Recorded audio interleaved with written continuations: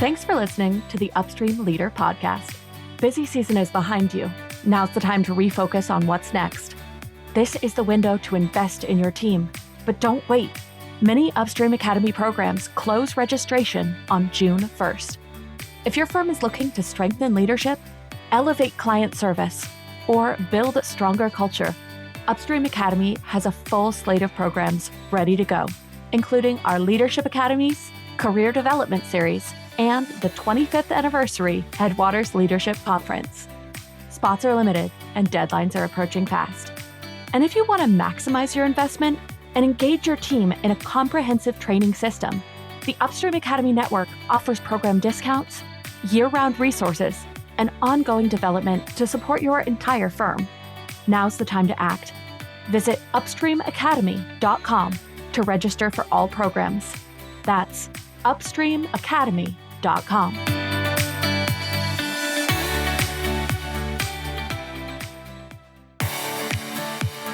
Maximize your accounting career by becoming high yield and low maintenance with the Upstream Leader podcast.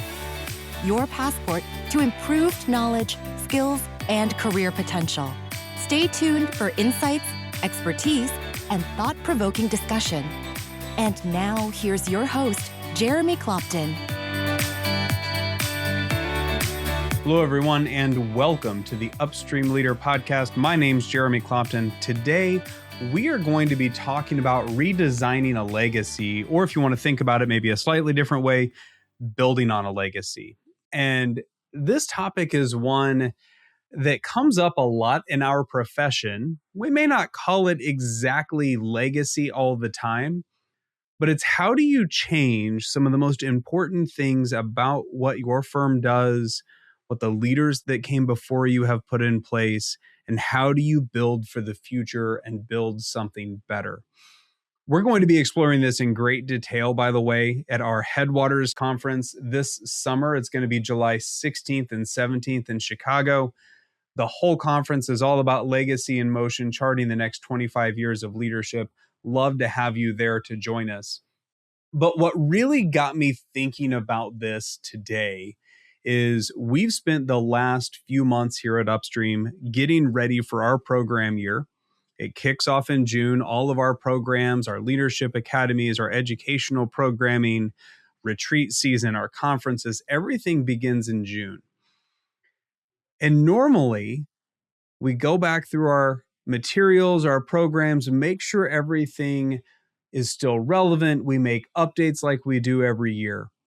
But earlier this year, I was reflecting on how far our profession has come, all of the changes that have been taking place in the profession, and many of the conversations that I've been having with leaders across our profession. And one of the things that really resonated with me is the need to help individuals in our profession not just learn how to be great leaders, but actually apply those lessons in their everyday activities. How do you actually navigate the tensions, the difficult discussions, the decision-making that you really don't want to have to do, but you know you need to do because it's a business-related decision? How do you actually go apply leadership lessons in those moments and make things as actionable as possible? And that's been something that I've had conversations with leaders about a lot over the last year, especially, but probably over the last few, is how do we really drive behavioral change? And when I look at our programs, our academies, I graduated from our Emerging Leaders Academy when I was with a firm in public accounting. They've long been based on the principles of creating high yield, low maintenance leaders, whether that's at the partner level, the manager level. Now with our Advanced Partner Academy, for those that are stepping into significant leadership seats, helping them do the same. We've always had a focus on principle-based teaching, but also best practices and how it shows up every day. And what I came to the realization of is we've been teaching a lot of the same principles for quite some time. Upstream Academy has been around now for 25 plus years. the principles haven't changed. When I look at our programming, I look at our academies, what I realized is what we teach and why we teach it, that really hasn't changed. A great leader today still has many of the same values and virtues and principles of a great leader from 20 or 30 years ago, but the application is what's looking different. And that was a bit of a challenge as I was going through that and realizing, man, I think we really need to update everything that we're teaching. And I don't mean, for those of you that are listening and you're thinking, oh my gosh, it's all changing. I don't mean changing the principles. I don't mean changing the core upstream philosophies. I don't even mean changing the topics that we're addressing, but instead how we approach it. With that recognition that information is so readily available today, but what's so scarce is that guided implementation, that direct, here's the tension, the challenge you're going to face, and how you're going to be able to navigate that, especially within public accounting. And this created a bit of a uncomfortable situation for me because I'm sitting here thinking I've been in the managing director role of Upstream now for a little over a couple years. And those of you that don't know my background, I was in public accounting for 12 years. I then had my own consulting firm. And then I ultimately came and joined Upstream as a successor to our founder. I succeeded Sam about a little over 2 years ago. And every time I think about changing our programming, the foundations, and how we approach things, there's always that uncomfortable feeling of, but this is what was built. This is what Upstream is known for. These are the principles that Sam and Tim always taught and how they taught them. And it's been so valuable. Who am I to change them? And I don't know about you, but I really believe this is one of the biggest challenges that leaders face when they're trying to drive change in their firms today. Is they see what came before them. They know the effort that the previous generation put in, everything, the blood, the sweat, the tears, all the things that they did to create the firm the way that it is. It's successful. People are enjoying the spoils of all of the efforts that have been put forth.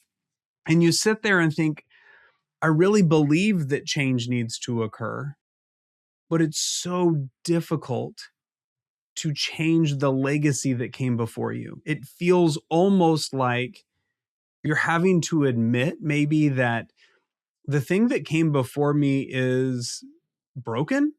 It's not what it needs to be. And I'm reminded of some words of wisdom that I was provided by Jake Thompson. He's actually going to be keynoting at Headwaters this summer.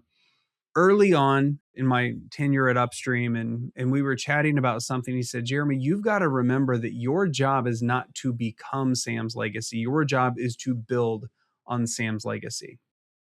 And as I was going through our programs and our academies and everything earlier this year, those words kept repeating in my mind. They were just on replay. It's not that I'm becoming that legacy. It's not that I'm changing that legacy. It really is building on that legacy.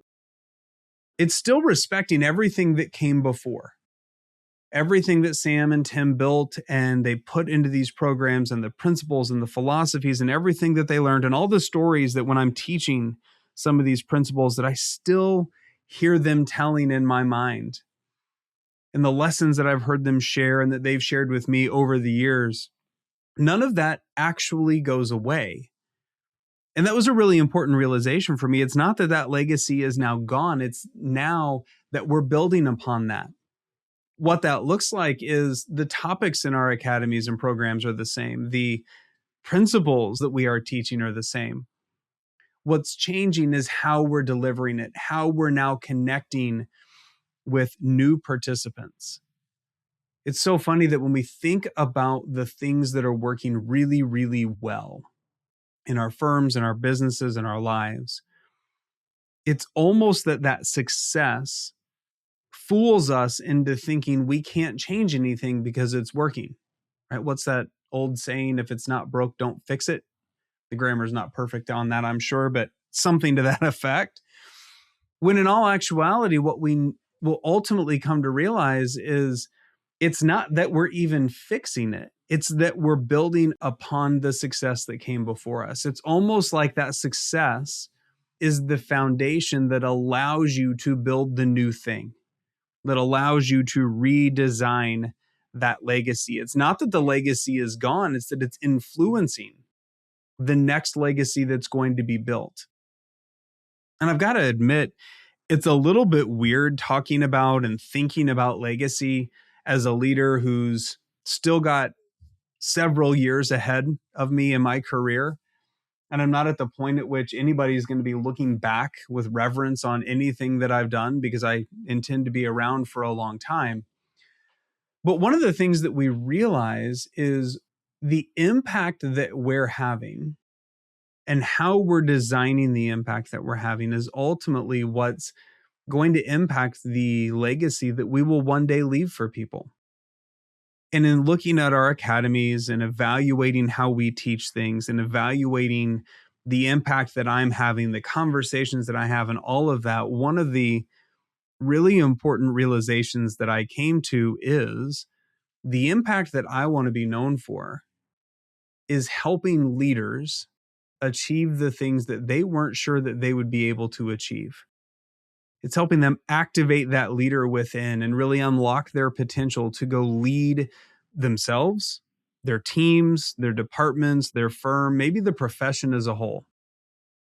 That's what I want to be known for. That's the impact that I want to have. And I recognize that the legacy that came before me laid the foundation for that.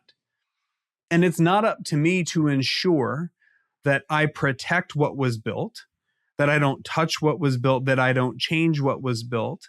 Instead, my responsibility is to figure out, how can I take what was built and turn it into something even greater? How do I redesign it? How do I build upon it? That is ultimately what it looks like to respect the legacy that came before us. And when I talk with leaders of firms, they're experiencing similar things. Maybe they're not redesigning their leadership academies. Instead, they're looking at the culture. They're looking at everything that came before them, the policies, the procedures, the standards of excellence, the firm that they inherited as leaders. What's really important then as leaders is to recognize it is not your job to maintain the status quo and simply ensure that that legacy is not tarnished. If we aren't constantly evaluating how do we improve the thing that came before us, not because it's broken, but because everything can be improved. If we aren't thinking about it that way, we're actually letting that legacy start to deteriorate, and it starts to go away. And the impact that everything that came before you had starts to become lesser and lesser and lesser, because nobody was here when that legacy was created. You were. And in a way, it's similar to how we talk about partners in our profession and leaders in our profession here at Upstream. It's not about maintaining. The best leaders, the best partners, they don't maintain, they build. They know what came before them, and they are committed to continually building value. That's what it looks like to redesign a legacy, or to build upon a legacy, is to say, you know what? Yes, everything up to this point, we found success with it. It has been working. That doesn't mean that it can't be better. We would be foolish to trick ourselves into believing that nothing can be improved upon because it is the best that it's ever been. Instead, we've got to recognize our responsibility is now to figure out, how do we make it better?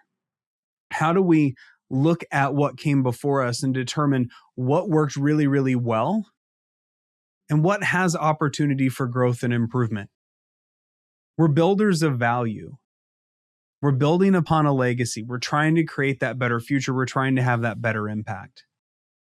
I know that a lot of folks that work with us here at Upstream have received an update from me, have received updates from our team about the changes that are coming up in our leadership academies this year. And I'm sure that somebody is going to get those updates and they're going to think, oh my gosh, did they really change the things that Sam and Tim have built over all these years and the way that they did things? And a couple of years ago, I probably would have been concerned that that was going to be the reaction that folks might have, is What are they going to think if we ever change something that they built before I stepped into this role? But the realization that I've come to is it's actually one of the most flattering and respectful things that I can do is to commit to building value and building upon the amazing things that Sam and Tim did over their tenure at Upstream and redesigning it in a way that respects that value, that carries on the amazing legacy that they built, and then applies it in a way that allows for an even greater and newer impact to take place. And that's what I'm really excited about, especially for the coming year, is how do we keep increasing the impact that we're having at Upstream? And we're going to do that through some redesigned programming. Yes, the principles are the same. Yes, the core philosophies haven't changed. We didn't change our values. We didn't change our beliefs. We're just going to change how we help you drive action, how we have an impact on those that we get to work with. And I'm excited to see where that goes. If you're listening to this and you're thinking, yeah, I'm too young to be thinking about legacy, I'm too young to be thinking about how do I do that, I'm just here to tell you that's not the case. Every professional, I would argue every person, whether you're in public accounting or otherwise, you've got a responsibility to build value for the next generation. That doesn't mean that we have to say everything that came before us is broken. It simply means that we have to respect what came before us and understand that everything can be made better. So my question to you is, what are you going to make better? How are you going to build on the legacy that came before you? It's my hope that maybe you'll want to come discuss this with me. If so, I'd love to see you in Chicago at Headwaters. If you aren't able to join us there, but you want to have the conversation, reach out to me on LinkedIn. Shoot me an email. I'd love to talk more about how you as a leader can build on the legacy that came before you and create a lasting impact into the future. Thanks so much for joining me for today's show. I look forward to talking to you again very soon. Thanks for joining us on the Upstream Leader podcast. We hope today's episode has enriched your understanding of what it takes to become a high-performing leader in the accounting profession. If you'd like to hear more episodes, subscribe on your favorite podcasting app and visit our website where you'll find full show notes and more. theupstreamleader.com.